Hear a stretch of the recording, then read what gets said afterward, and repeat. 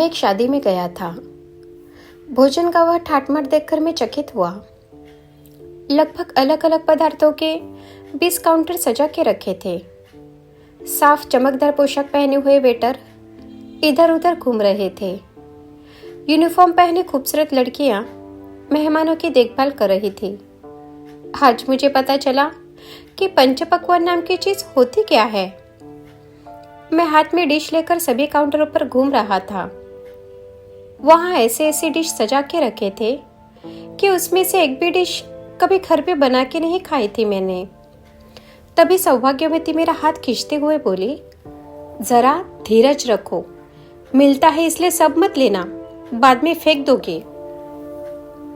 मैंने उस पर ध्यान ही नहीं दिया और मैंने मेरी डिश अच्छी तरह से भरकर शांति से कोने में जाकर बैठ गया और खाना खाने लगा। लेकिन थोड़ा सा खाते ही मेरा पेट एकदम से फुल हो गया। मुझसे ज्यादा कुछ खाया नहीं गया। न चाहते हुए भी मैं वो आधी भरी डिश फेंकने के लिए उठा। डस्टबिन के पास ही एक आदमी खड़ा था। मुझे देखकर धीमी मुस्कान से मेरे हाथ से मेरी डिश लेकर मुझसे कहा, सर एक बात पूछूं? आप बुरा तो नहीं मानोगे? बहुत ही शरीफ आदमी लग रहा था वो, इसलिए मैंने हाँ कह दी। ये डिश आपकी है ना? उसने पूछा। हाँ, मैंने कहा। क्या मैं आपको बचा हुआ खाना पार्सल कर दूं ताकि आप उसे घर ले जा सके और आज शाम को खा सके? मैं चकित हुआ, थोड़ा गुस्सा भी आया। उसी गुस्से से बोला, थोड़ा ही तो बचा है, क्या प्रॉब्लम है? खाने का अंदाजा नहीं आया मुझे, तो क्या आप घर लेके जाओ मैं? वो मीठी आवाज में बोला, गुस्सा मत होना, लेकिन ये बड़े लोगों की शादी है, पैसों की बिल्कुल भी चिंता मत करो, ऐसा कहा गया है हमें। 1000 लोगों के भोजन का ऑर्डर था, तो हमने 1200 लोगों के लिए भोजन बनाया। फिर भी खाना बचेगा तो उसे बाहर बैठे 15-20 भिखारियों को दे देंगे। हमारे 25 लोग, फिर भी खाना बचेगा ही। और आपने ये बचा हुआ खाना, उसका क्या? बुरा मत मानना, लेकिन 1000 लोगों का खाना बनाने के लिए पिछले 4 दिन से हम लोग कड़ी मेहनत कर रहे हैं। उसके लिए उत्कृष्ट दर्जे की सब्जियां और मसाले खरीदे। सुबह के 4 बजे से हमारे आदमी आपको समय पर उत्कृष्ट दर्जे का स्वादिष्ट खाना देने के लिए लगे हुए हैं। हाँ, उसके लिए मुंह मांगी रकम आपने दी, ये मानता हूं मैं, लेकिन सब चीजें पैसों से नहीं गिनी जाती ना। आज ऐसी आधी भरी हुई प्लेट आप डस्टबिन में फेंक रहे हैं। देखकर दिल अंदर से टूट रहा है हमारा, इसलिए ये तरकीब निकाली हमने। होटल में किसी बचा हुआ खाना पार्सल देने के लिए बोलते हैं आप, क्योंकि आपने उसके लिए पैसे गिने होते हैं। तो फिर यहाँ क्यों नहीं? क्योंकि यहाँ पे पैसे दूसरों ने दिए हैं, इसलिए ना।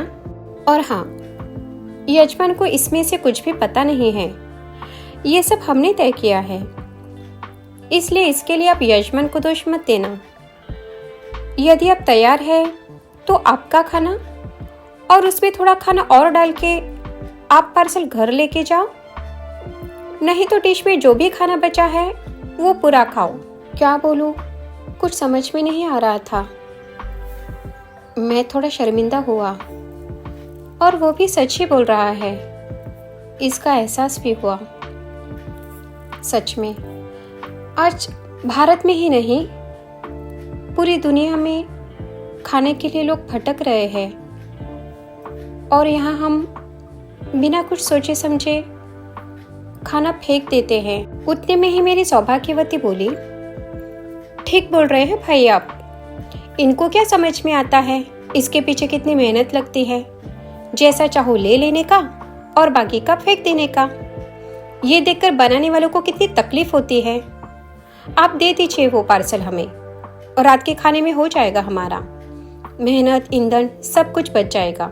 थोड़ी देर के बाद वर और वधू को आशीर्वाद देकर पार्सल लेकर हम वहां से बाहर निकले। दोस्तों, फसल उगाने से पहले खेत की जुताई करके खरपतवार हटाए जाते हैं। किसी भी फसल को उगाने के लिए किसान को खेतों की अच्छे से जुताई करनी पड़ती है। अपने खेतों में अच्छे क्वालिटी के बीज बोए जाते हैं।